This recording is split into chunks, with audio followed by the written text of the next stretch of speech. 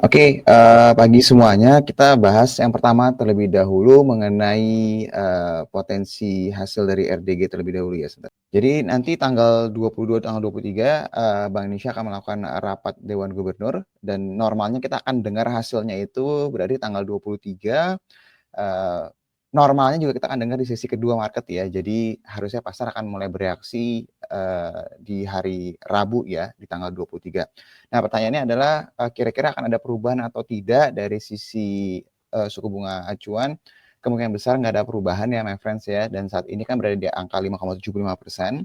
Dan kalau misalnya dilihat, potensinya dari sisi Maybank Securities sendiri melihat akan ada potensi pemangkasan sekitar 50 basis point, tapi mungkin tidak terjadi di, bulan ini nih.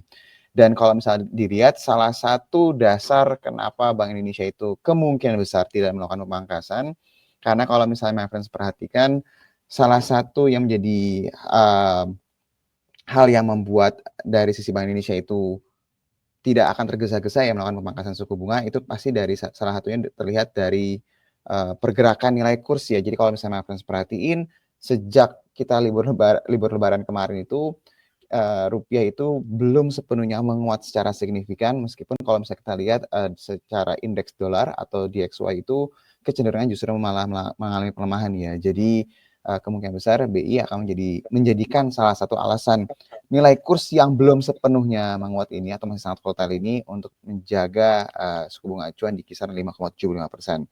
Tapi balik lagi tadi seperti yang saya bilang, dari sisi Maybank Securities sendiri melihat bahwa tetap akan ada potensi pemangkasan sekitar 50 basis point, di tahun ini.